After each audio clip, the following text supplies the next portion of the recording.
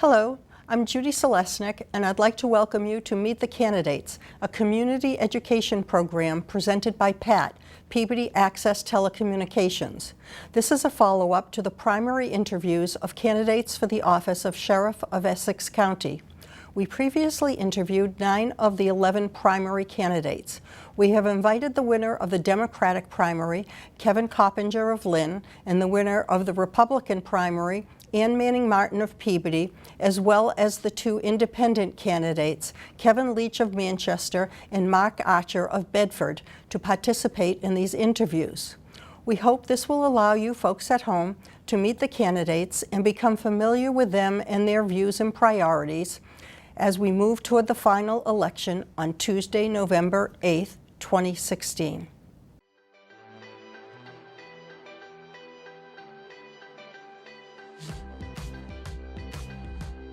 I'm happy to welcome Kevin Coppinger, Chief of Police in Lynn. How are you? I'm good, Judy. Thank you very much. Welcome. Thanks for coming. Would you kindly introduce yourself to the folks watching at home and include your background, education, and work experience that you feel make you qualified to be Sheriff of Essex County? Sure. As you know, my name is Kevin Coppinger. I've been Chief of Police in Lynn for 7 years. I've been a police officer for 33. 30 of those years I was in the city of Lynn. Came up through the ranks. The variety of jobs, patrol, some investigations, administrative. My first 3 years of my police career was out in the town of Lynnfield. I was 3 years out there as a patrol officer. Education, I have a Bachelor of Science degree from Northeastern University in criminal justice. I have a master's degree from Anna Maria College, also in criminal justice. And several years ago, I was the first Lynn police officer ever to go to the FBI National Academy in Quantico, Virginia, which is a 3-month executive leadership program run by the Office of the FBI. So having said that, I've had a long-term experience in law enforcement. I've worked with partners up and down the law enforcement spectrum, from the federal levels, everything from U.S. Attorney Carmen Ortiz down to the state levels, state police. I skipped over our federal partners, the FBI, the DEA, ATF, all the law enforcement agencies, and right into District Attorney John Blodgett. Coming up to the ranks, I work with District Attorney Kevin Burke, and all the police chiefs in Essex County. Part of my philosophy is it's a team approach to public safety today, to bring in all the partners to the table, and not just the ones that are as I mentioned before, the law enforcement partners, but it's the community partners. And I have an extensive list of partnerships I've done with nonprofits, some healthcare agencies, the social service agencies, just because, as I said, you have to look at the big picture to attack the problems of public safety today. You bring everybody to the table because there's a lot of good resources out there. And you get them all in one place and get everybody's minds together, you can succeed and make some positive changes. So it takes a village as your approach? That's a good way to put it. Use that term, yes. It is. Do you think that the current Sheriff's Department needs to be improved or changed? If no, why? And identify what is working, and if yes, how would you improve or change it? Well, first and foremost, I do think it needs to be changed, and I think I have the skills and the qualifications to bring positive changes in there. Well, first and foremost, I want to take the politics out of the Sheriff's Office, and what I mean by that is, especially during the campaign season, from day one I vowed I would not take any political donations from any Lynn police officer, nor any employee of the Essex County Sheriff's Department, including their immediate families. And the reason I say that is any hirings, promotions, transfers, or assignments should really be based on merit and qualifications, not on how much an individual made as a political donation to someone's campaign. So moving on from that, there's a lot of good people that work at the Essex County Sheriff's Department, but I want to further professionalize it. And what I mean by that is I'm a big advocate of police training, and I want to take those skills and those ideas and increase the training for the correctional officers and the staff at the jail. Make sure they have today's current training standards, make sure they have their certifications in place, and make sure they have the proper tools and resources to do their jobs safely. Safely for the correctional officers and the staff, but also safely for the inmates. And I've learned through my police career, the more you train, the more confidence you build in the individual. So when that individual enters, an incident, whether you're a police officer on the street or a correctional officer in the jail, if you show confidence, you show command presence, and you learn de-escalation techniques, so you soften the issues there. So you don't want to go in there and be, trying to fight or having aggressive situations. You want to bring those issues down. I believe you mentioned programs, what works at the jail. Sheriff Cousins has done a pretty good job. I got to say that he has. I acknowledge that. He's been there 20 years. He's made a lot of successes, but I do believe those successes can be expanded on, and I have some ideas. One of the big things we've talked about on this campaign for the last several months all across the county is the opiate epidemic. I think everybody's aware of that, and equally as important, I believe, is the issue of mental illness in our communities today. There's a lot of folks with either of these maladies that are out there that need attention. Focusing on the Sheriff's Department, Sheriff Cousins instituted the male detox unit back, I think it was December of last year, 48 beds, 28-day program. He put a similar program in for women late spring of this year. That's good. That is a good program. It's a good start. One of the things I would like to see when I become sheriff up there is enhance that, starting at intake. Think about it. If you injure yourself, physically, you go to the emergency room, you see the triage nurse, and he or she will figure out what the issue is, look at your history, what occurred, and what treatment you need. We need to enhance the intake at the jail. So when the individual gets there, let's find out what's the root of the problem as best we can and put them in a program so we can help them with the goal of when they are released from the jail, they're going to return to society, become productive members of our communities, not recidivate and go back to jail. So without talking too much about this, if you look at the programs that are in place, I think they can be expanded and add some new ones to focus on today's issues, as I mentioned before, the opiate and the mental illness. And looking at the next step is when they step down, or they begin their reentry program, and so when they come back into the community. One of the problems I see, and this is where I think my skills as a police chief are important, I see the end product, what comes out of the jail. Mm-hmm. I see the individuals come back to our cities and towns, and they don't know what else to do because they've lost connections with whatever services they have, so they're going to recidivate.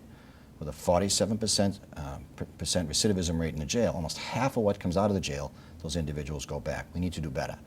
My idea, and I've got proven successes that I can point to during my tenure as chief, is to partner with community groups and nonprofits and social service agencies to connect the inmates when they come back into the cities and towns with programs and resources so they can have a fighting chance to become productive members, again, of society. That's the goal. We don't want these folks going back to jail. We want them to stay in our communities. It's good for them, it's good for their families, it's good for everybody. Very cost effective as well, yes. If you do it the right way, it is. Well, you answered part of my next question already, but I was going to ask or mention that addiction has been identified as a major issue facing inmates. And do you agree with that, and how would you approach this as sheriff, and what do you think are the other problems facing inmates, and what would you do to lower the rate of recidivism? I realize you've answered a lot of this already. Well, the addiction problem is huge. We know that, we just discussed that. In Lynn, we've been watching that for over 20 years. We've been tracking statistics and trying to get, some public support behind that. A couple of quick points I'll make on that one. If you go back 20 or 25 years ago, we would probably be sitting here right now during this interview smoking a cigarette. Cigarettes were commonplace. Today, it's very, very few people smoke. Society has worked through prevention mechanisms to try and eradicate cigarette smoking. We need to do that with the opiate epidemic and the substance abuse issues. It's a lofty goal. It's going to take many, many years, but we need to start with good prevention mechanisms. I've put programs together in our middle schools where we're aimed at the kids at that age, trying to make them to make good teach them good decision-making skills, whether it's using substance abuse or dating or bullying or any other social norms that they need to know to make them good, good kids going forward and succeed in high school and college and beyond. So that's one of the things. The other thing is, there's a lot of folks out in our communities now. We talked about the opiates, we talked about mental illness. I've been successful in instituting a program we call it our Behavioral Health Unit in Lynn. We got a grant through the Attorney General's office. We hired 2 civilian clinicians and a civilian caseworker. We gave them office space in the police station. They do ride-alongs with the police officers, almost like a preventive measure. Mm-hmm. So the officers know we know the individuals in our communities, whether you work in Lynn, Peabody, Salem, Gloucester, Merrimack, Amesbury, wherever it is, the local police officers know, we call them clients, know their clients. So if you know they're addicted and you know they're at risk of abuse, overdose, well, we would have like our behavioral health unit reach out to them, get them in treatment, get them into a program before they overdose or before they break the law. Because a lot of folks with these addictions, they need the treatment. They need to be in health care or mental health services instead of the criminal justice system. And keep them out of the criminal justice system, and I mean both for the law enforcement, the police, as well as the sheriff's office. You know, they don't belong there. Society So will you're be, sort of saying treat them medically instead of yeah, criminally. Exactly. And not everybody. Obviously, you know, if somebody's out there dealing drugs, breaking into our houses, Yes, robbing our right. 7-Elevens, I'm sorry, those folks need to go to jail and they need to face, you know, the penalty that they're issued by the court. But there's a lot of people in that other group that society for years has not known what to do with, and they've been thrown into jail. We've all become smarter and wiser. Now we put them into some of these programs, and you partner up with the social service agencies and a lot of the nonprofits who are more than willing to do it at low cost or through grant money. And again, you're making the goal increase public safety by partnerships. Excellent. Why do you think people should vote for you for sheriff? And feel free to mention any endorsements or citations that you've received. Okay, well, first of all, I think it's experience. If you look at the role of the sheriff of Essex County, it's multifaceted. First and foremost, the individual needs to be an administrator. I have a long track record of being an administrator. I oversee a plus 200 officer department. I've done that for 7 years as chief. I've been doing 14 years as a deputy chief. Budgets. I've worked with multi-million-dollar budgets for a number of years. I've never had to go back to the city council and tell them, oops, I overspent my budget, I need more money. I've always lived within my budget. I learned how to do that. I'm proud to say I can spend taxpayer dollars efficiently and effectively, but I can give you positive results back, and I have a track record of doing that. That's a big agency up there at the Essex County Jail. You need somebody with those skills. Don't forget, the sheriff is not out in the cell block every day counting heads, who's there. He or she is running the agency as an administrator. I have a lot of experience as an administrator. I've mentioned in the last couple of minutes we've been talking, I have a lot of years of experience as a law enforcement officer. I've worked obviously coming up to the ranks in Lynn, but I've also worked with all those partners I mentioned before throughout the criminal justice system. I've worked with John Blodgett. I've worked with, as I mentioned, Carmen Ortiz. I've worked with Frank Cousins many, many times. We've done a lot. And you need the community partnerships. I already have a track record of working with community groups, a lot of different groups, whether they're faith-based, ethnically based, society-based, whatever it is, we've done a lot of those. Now you asked me about endorsements. I'll throw my little plug in there. I'm very proud to say, I mentioned Kevin Burke, the former district attorney. Kevin has endorsed me from day one. I have the endorsements of 45 Essex County chiefs of police, both current and retired. And I have the endorsement of former Boston Police Commissioner Ed Davis. I have the endorsement of Mayor Kim Driscoll in Peabody. I'm sorry, in Salem. Oops, I made an oops there. I don't know who's going to be mad, Kim or Ted. I'm not even going to touch that one. You know, obviously my mayor Judy Kennedy has endorsed me. Mayor Cahill over in Beverly has endorsed me. Mayor Zani in Methuen, Mayor Rivera in Lawrence, Mayor Fiorentini in Haverhill. I've got a good core behind me because I think they understand that from the perspective of a chief of police. As I said before, with a feeder system to the jails, because obviously you can't get to jail until you're arrested, and we know the folks, but with the end user, I think that's where my skills and experience is going to excel in this race, because I see what comes out of the jail and what needs to be done so those individuals can have a second chance to get back into society on their own 2 feet and not just go back to jail. Well, just to wrap up, is there anything else that you'd like to tell the folks watching this at home and deciding for whom they should vote? You know, as I said it during the primary, and I'll say it again during the final election here, I ask the voters to do their homework. You know, make an educated guess. Just don't go into the voting booth, without doing some research into the candidates. Look at the candidates. Look what they've done. Look at their experience, and listen to them and see what their visions are. I mentioned mine here. During my tenure as chief of police, crime rate has been down in Lynn. It's been down 10% over the last 4 or 5 years. It's down 4% this year. I have an extensive track record of positive programs being implemented to help the people of Lynn. I partnered up with all those chiefs I mentioned before and all the other individuals, because it's not, as we said, it takes a village to fix the problems. And I've worked 110% every day of my life. And when elected as sheriff of Essex County, I will do the same thing. I love to work. I love challenges. I want to help people. And I just see the sheriff's office as an agency that they do some good, but they're still a little behind the times. They need to come forward into the 21st century. They need to come to the table with the rest of the criminal justice system, and they need to just bring some new ideas and some new vision. I have that inside of me, and I'd be very excited to take that and make positive changes up in the jail. Well, great. Well, thank you very much for the interview, Kevin. I wish you the best of luck. Thank you very much. Appreciate the time. Thank you.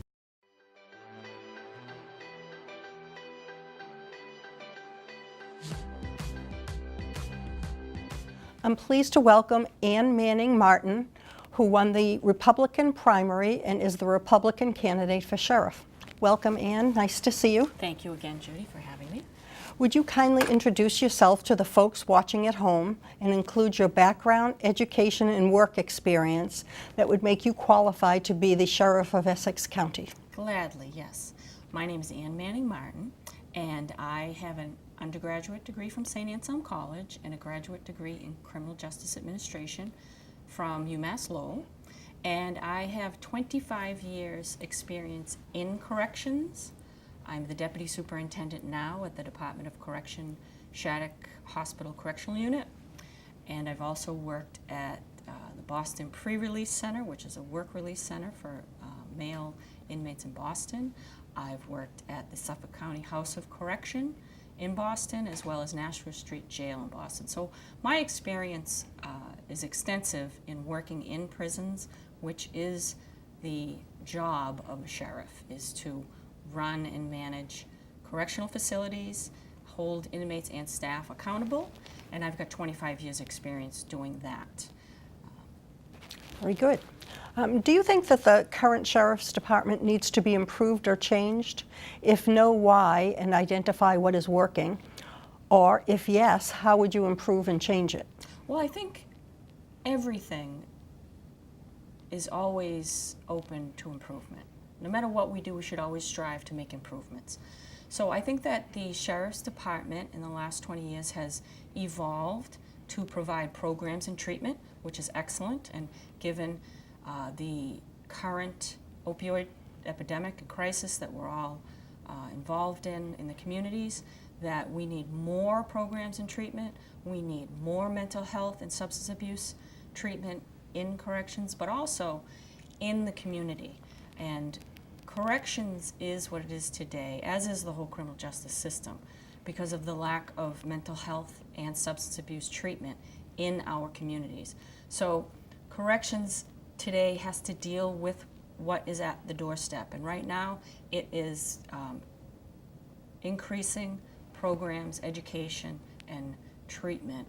And again, mental health is important. So we need to increase a focus and invest in those need areas in order to reduce recidivism and get folks back into the community, because it's a public safety issue if we release people from prison not better than when they went in.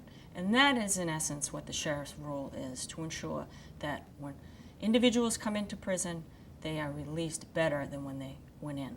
That's a public safety risk, it's a public safety focus, and that will be my focus as a sheriff, to provide those services so that we promote public safety when we release inmates upon the end of their sentence back into the communities. Well, you've touched on some of the answers to my next question, but I'm going to ask it anyway, which is basically that addiction has been identified as the major issue facing inmates. Do you agree with that, and how will your approach be as sheriff? And what do you think are other problems facing inmates, and what will you do to reduce the rate of recidivism?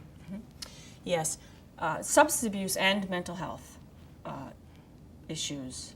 So you're saying they sort of go hand in hand? They do. A lot of folks that are in prison are duly diagnosed, and those that recidivate definitely have both the issues. So when one is released with mental health issues and substance abuse issues, and they're released into the community without follow-up and without treatment and without a reentry plan, they will return.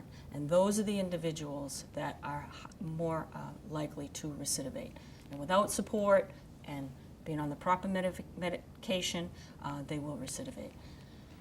And what kind of programs are you going to instill at the jail for them to participate in? What a lot of people don't know, if you're not in corrections, is that the average length of stay for individuals that are incarcerated at the county level, not the state level where I am. I'm with the state. Now we're talking about the Sheriff's Department That's at the correct. county level. That's right. Yeah. The sheriff oversees the county correctional system.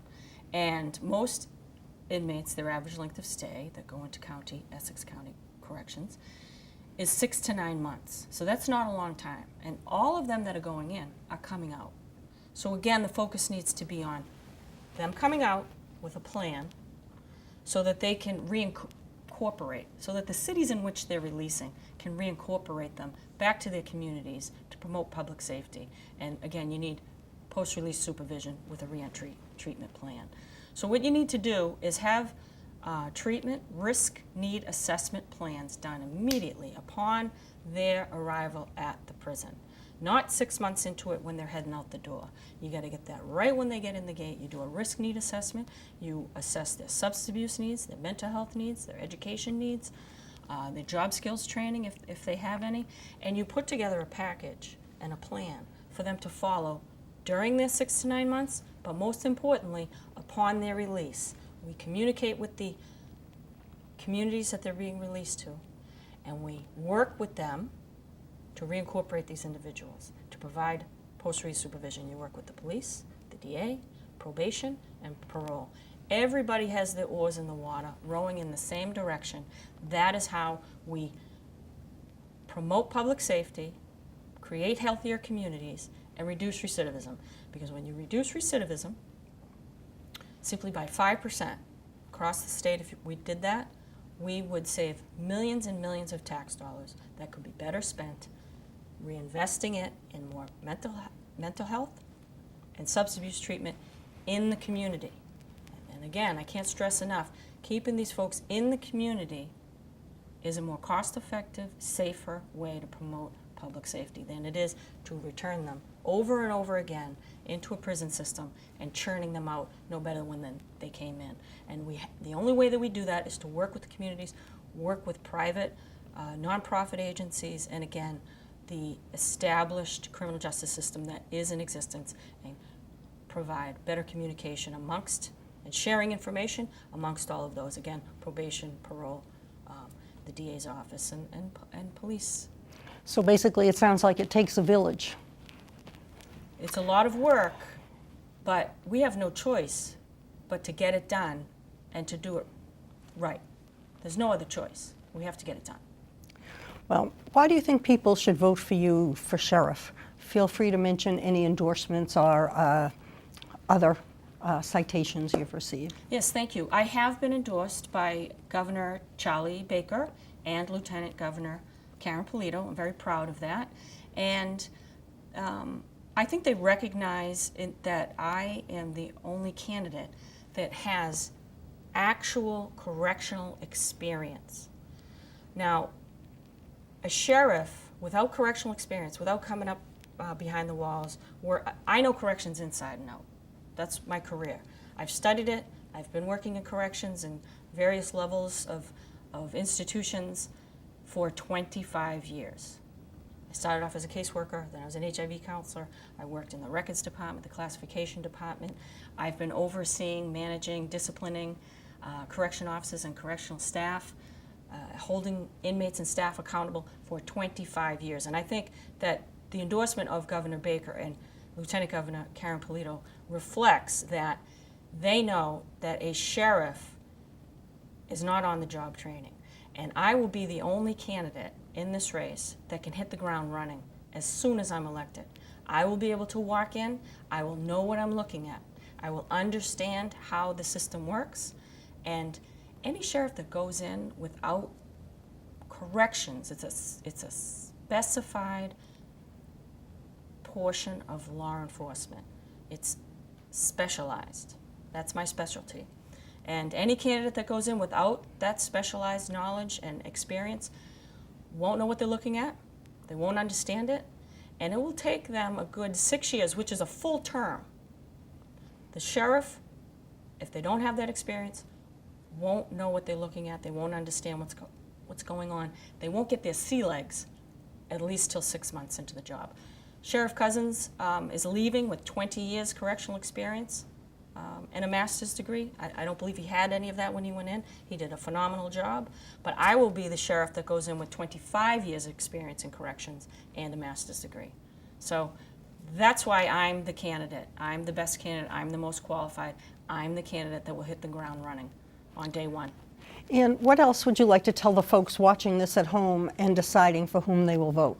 Well, first I'd like to thank the residents of Peabody for the strong support that I received in the primary. I can't thank them enough. I was really, really pleased with that and happy. After serving 17 years, providing constituent services, whether it's back in the days when I was on the school committee fielding phone calls to help parents with some issues they might have been facing, or more recently dealing with calls from regarding potholes or plowing. And as you know, how many years were you a city council? 14? Mm-hmm. 14 years of providing stellar constituent services, so you know. It was an honor for me to get that type of support during the primary, that Peabody really came out for me. And I think people in Peabody are really excited about the opportunity to have a sheriff be one of their own, right, coming from Peabody, being a Peabodyite. And it's exciting, and people are really happy about it, and I'm happy with their support. So I'm hoping that on November 8th, they'll come out and continue to support me, and we'll have a sheriff from Peabody for Essex County Sheriff. I think that'd be great. Well, thanks so much, Ann, and I wish you good luck, and it was good to see you. Always good to see you, Judy. Thank you.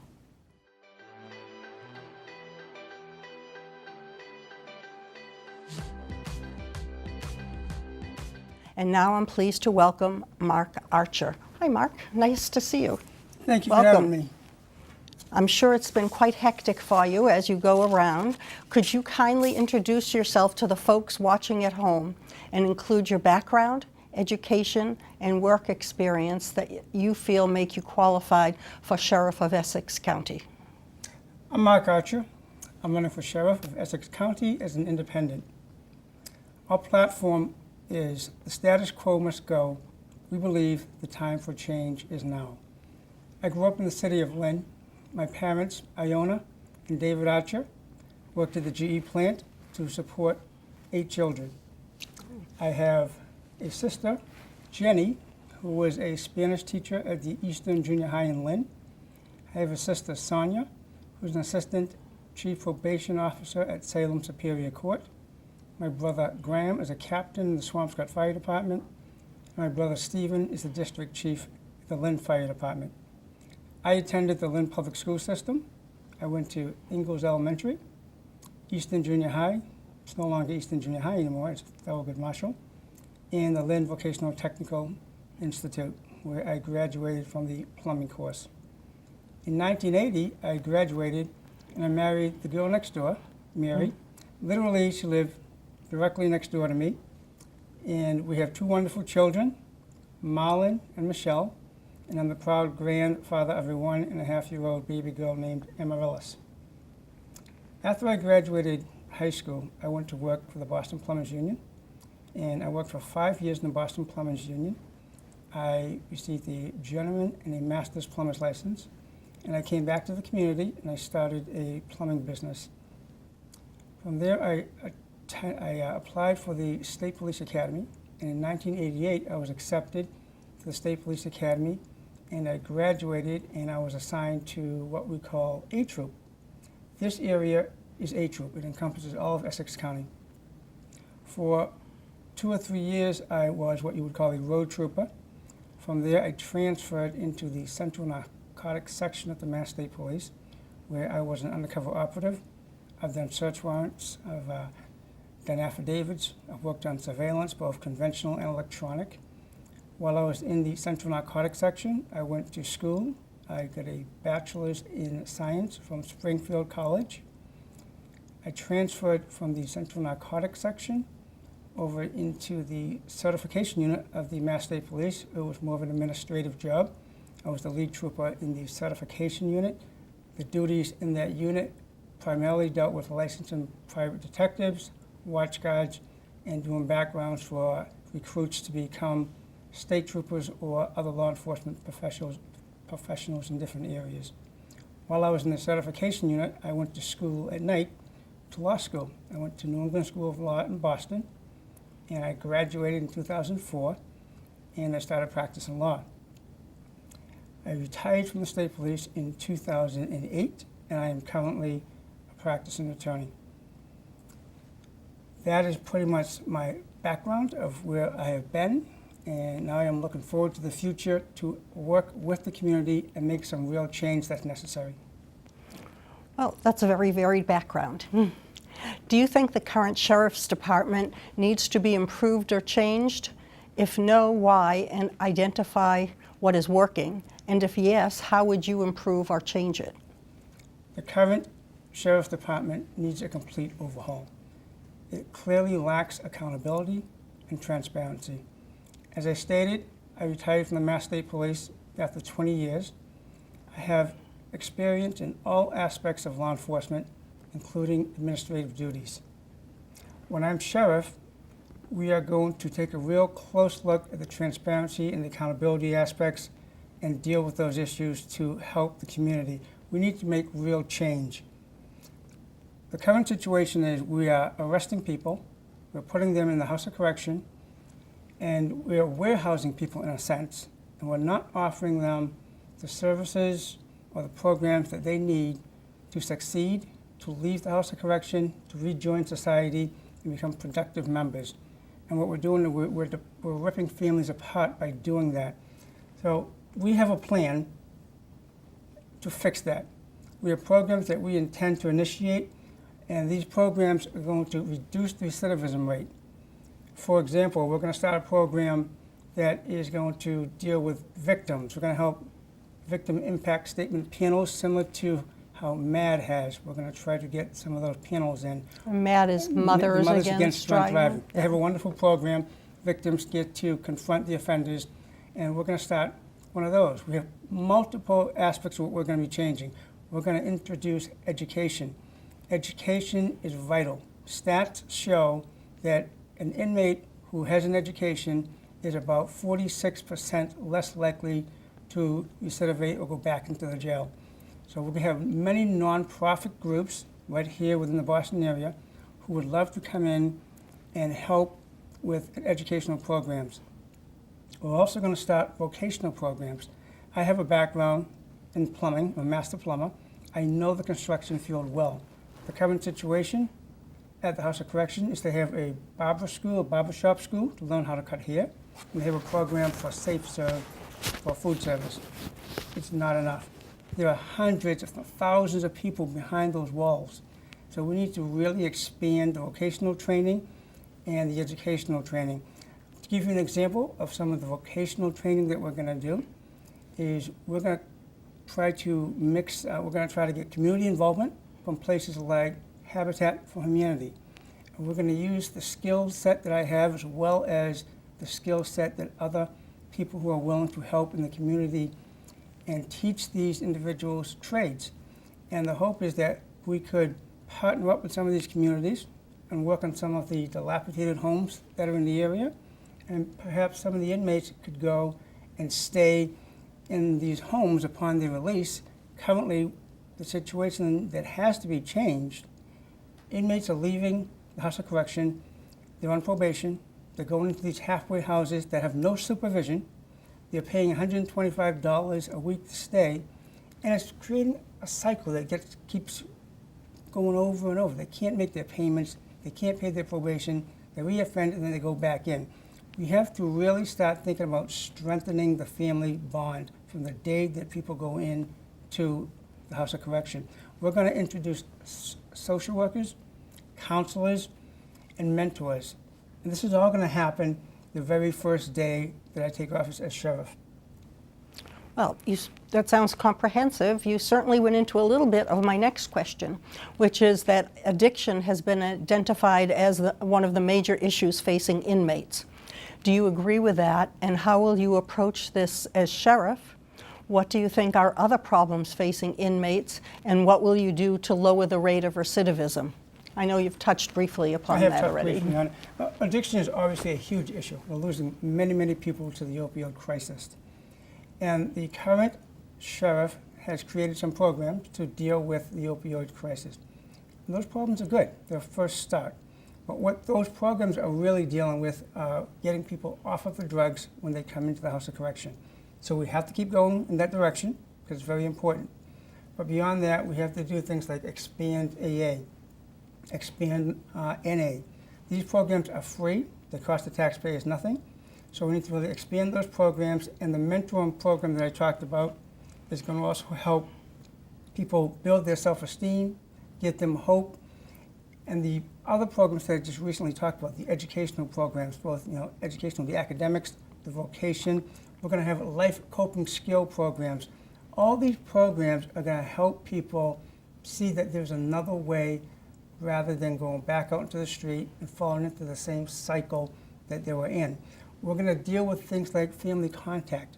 We're putting people in these jails. They're losing contact with their families and close friends. And we have, right now, we don't even have contact visitation with the prisoners, the jail, the people, the inmates in the jail. In the state prisons, they have contact visitation. We need to take a close look at why we don't have contact visitation. And when you say contact visitation, you're talking about the person being able to sit there directly with their visitor? Exactly. Now, this is about families. It's not them against us.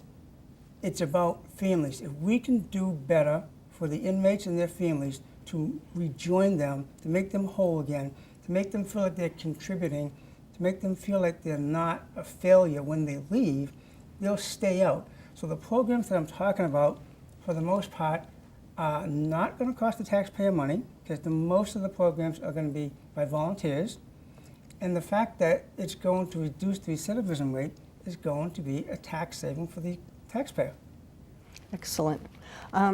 Why do you think people should vote for you for sheriff? And feel free to mention any endorsements or citations that you've received. The Sheriff's Department currently lacks accountability and transparency. We believe the status quo must go, and the time for change is now. What we don't need in the Sheriff's Department is someone who's doing a money grab, like Mr. Coppinger, who I understand is going to collect his salary as a sheriff and a $150,000 pension from the city when he retires. I am going to freeze my pension when I'm your sheriff.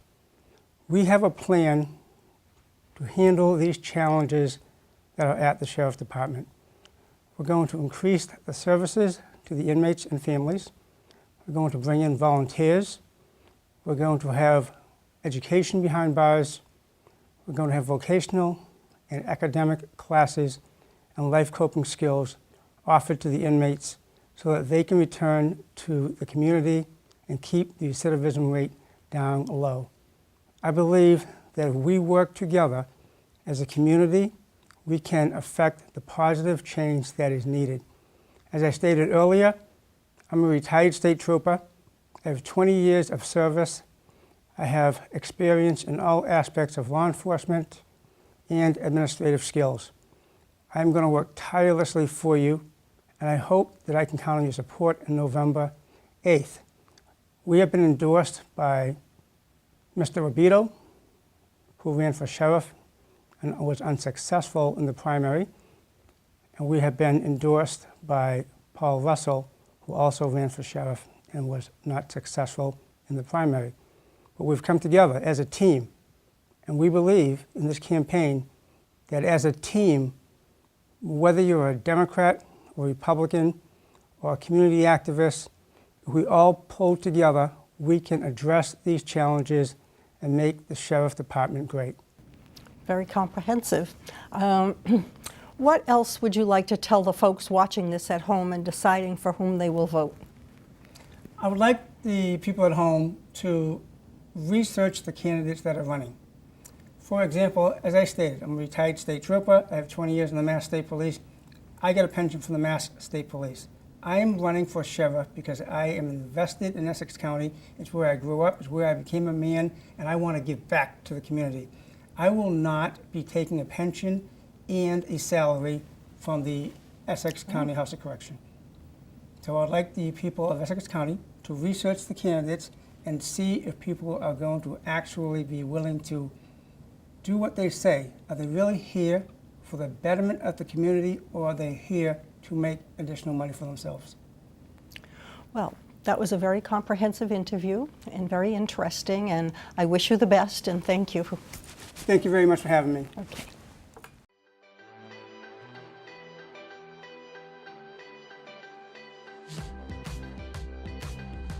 I'm pleased to welcome Kevin Leach from Manchester, the unenrolled candidate for sheriff. How are you, Kevin? Very Nice to good. see And you. I prefer independent, The independent candidate Yes. from Manchester. Okay. because there are so many independents out there. Okay. So, kindly introduce yourself to the folks watching at home and include your background, education, and work experience that you feel qualify you to be Sheriff of Essex County. All righty. Well, I was first appointed a police officer in, I think, 1974. And then I moved on to the Sheriff's Department. I was a deputy sheriff. And while I was a deputy sheriff, I was elected to a county charter commission. And, the Sheriff's Department, I wrote grants, started programs. I wrote a grant for the first correctional officer academy run by a county. All previous to that, any academies were run by the state. So it was the first county correctional academy in Massachusetts, and I did that with a grant. And then I got some grants from the federal government.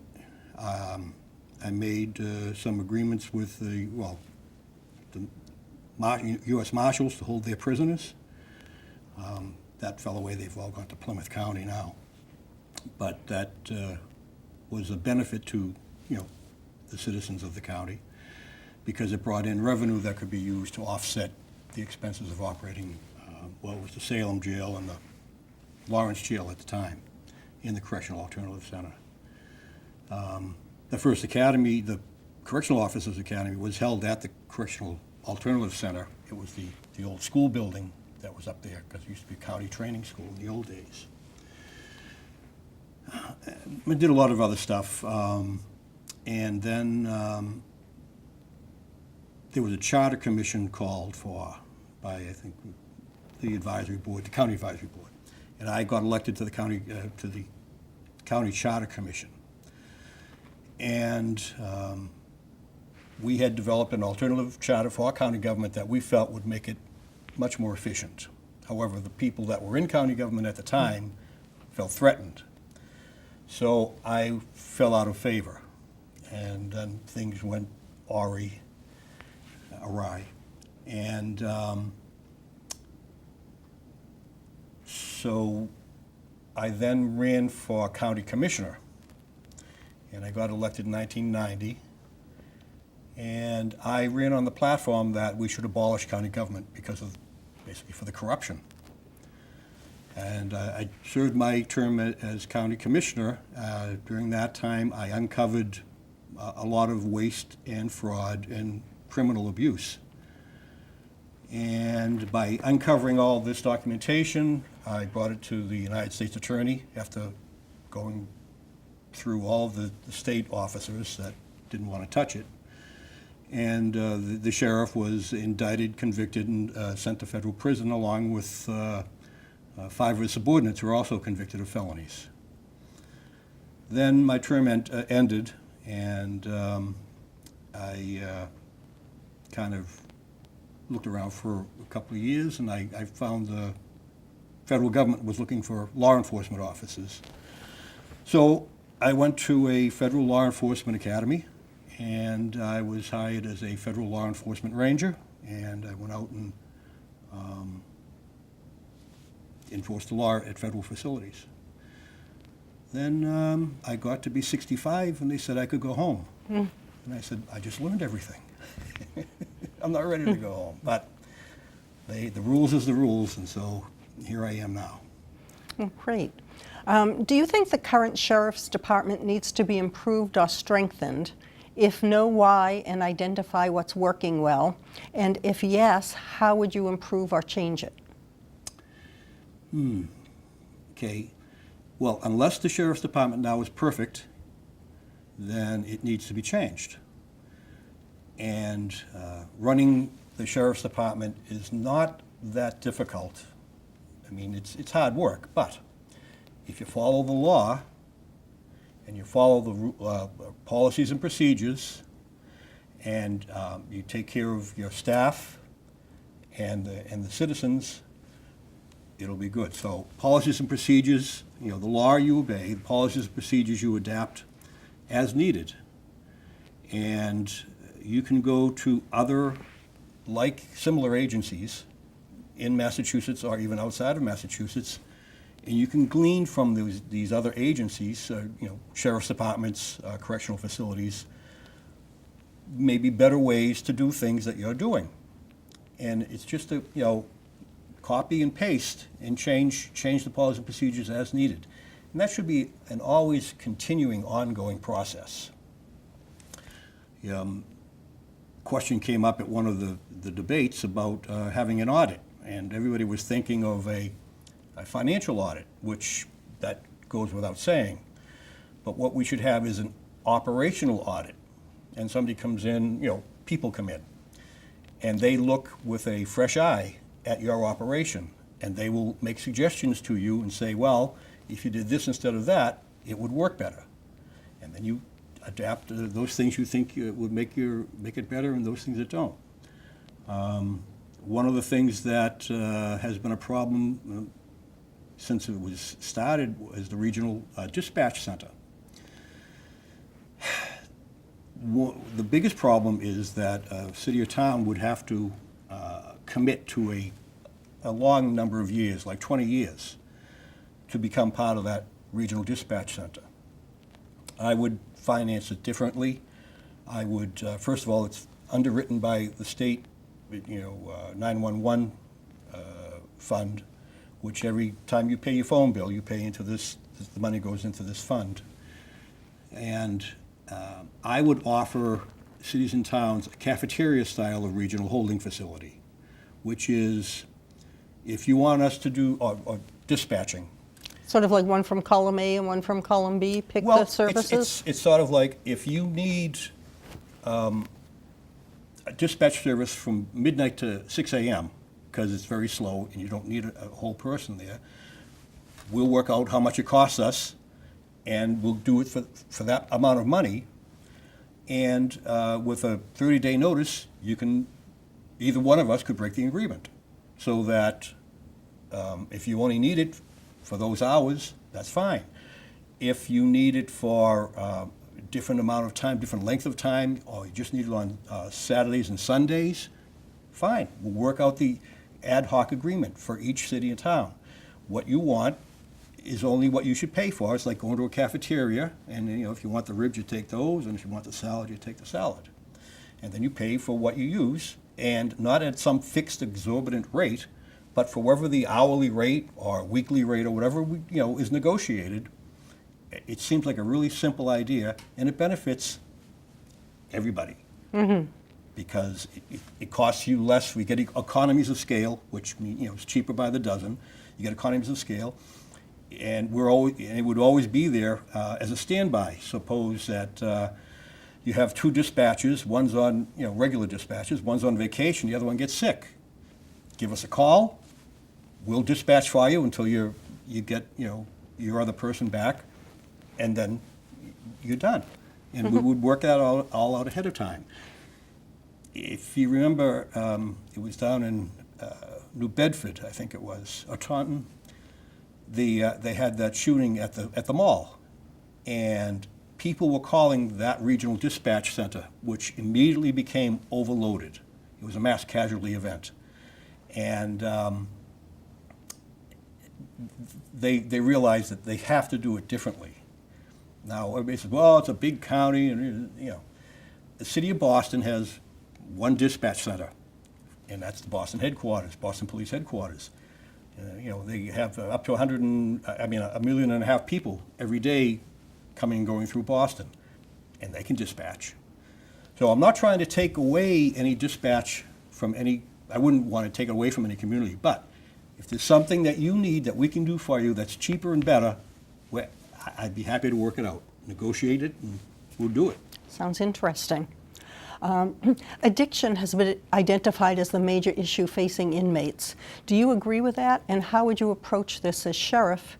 And what do you think are other problems facing inmates? And how would you lower the rate of recidivism? Okay. substance abuse addiction is a big problem. But is it a crime problem or is it a medical problem? Should the addicts be placed in a hard cell that costs a lot more than, let's say, a recovery center? Should maybe the Department of Mental Health or the Department of Public Health be operating centers that would take these people that aren't so much criminals as they are sick people? Would that depend on the crime they committed? Well, yeah, they may not have to. If they're just being put in for addiction, then they shouldn't be coming to a correction, house of correction. They should be going to a medical facility. The governor last week announced that down in Bridgewater State, they're going to take all of the mentally ill patients and put them in a separate facility, which would be a mental health facility. And that's just, I would have proposed that even before. He must have heard me talking in my sleep. Mm-hmm. But that would be what I would want to see for the jail, is that if you have a mental health problem, that they committed a crime but they're not mentally responsible, then they may not need to be put in a hard cell and dealt with by correctional officers when they could be at a separate facility or somewhere. It could be in the sheriff's department, but it would have to be a separate facility. Could be run by the Department of Mental Health or by the sheriff's department. Whatever works. I'm flexible on all these things, so that those people would get treatment rather than just simple incarceration. What was the other part of that? What would you do to lower the rate of recidivism? Training, education for those that want it. You can't save everybody, and but we want every single person that's in prison or in the house of correction or in jail is going to get out. So when they get out, what do you want them to do? You'd like them to go become productive citizens, but they didn't graduate high school. Mm-hmm. So they already have what used to be called the GED, which is a high school equivalency program. But they should be able to learn while they're in there. They should be able to learn things that will help them get a job when they get out. Now, if you look at where the Middleton facility is located, directly adjacent to the Middleton facility is the Essex Aggie, the Agricultural and Technical School. The new one. The brand new one, yeah. Yep. Well, it was the old one was there too. Yeah. Oh, I was, on the board of trustees of the old Aggie, back when I was county commissioner. And then if you look on the other side, the other boundary, it's North Shore Community College. Now, I'm not saying that these prisoners could go out and go to school or attend classes in those places, but there's some way we could work out an agreement between the North Shore Community College or the Essex Aggie that if they're going to be in there for 18 months for their sentence, maybe they could take a 6-month course by tutoring or some way. Mm-hmm. We could work it out that rather than bringing the inmates to the class, to the schools, that the teachers or instructors could come in. Also, I'm sure there are a lot of retired people out there who would love to, retired teachers or retired anything, lathe operators, who would enjoy coming and teaching people a craft. Now, this is everything being perfect. You have to, each individual has to be assessed, as they always are up there, and then you determine, first of all, they have to want to learn something. And if they don't want to learn, then you can't force them. They're just going to sit there and do their time and go out. And they'll probably be back. So basically you're saying that you think that education and counseling would help them quite a bit. I would hope that it would help a lot of them. Excellent. Why do you think people should vote for you for sheriff? And feel free to mention any endorsements or citations that you have received. Well, I'm an independent, which means I'm not a Republican and I'm not a Democrat. And I would not have to answer to the Republican Party or the Democrat Party. I would answer to the people of the county, the citizens, the taxpayers. And I think that's, probably the best way to go. I'm just not happy with the Democrat and Republican parties. Okay. And you can, think independently, vote independent. Okay. Kevin, what else would you like to tell the folks watching this at home and deciding for whom they will vote? That if I am elected, will take an oath. Among the part of the oath would be to preserve, protect, and defend the Constitution of the United States against all enemies, foreign and domestic, and to support the Constitution of the Commonwealth. And that is what I would do. I would enforce the laws as sheriff without fear or favor, impartially, and those that deserve justice should get their justice. Well, I want to thank you very much for the interview and wish you good luck. Okay, thank you very much. Thanks to Peabody Access Telecommunications for sponsoring this political educational program. The election in 2016 is a very important one on the national, state, and local level. Please exercise your right as an American citizen to vote on Tuesday, November 8th, 2016. Thank you.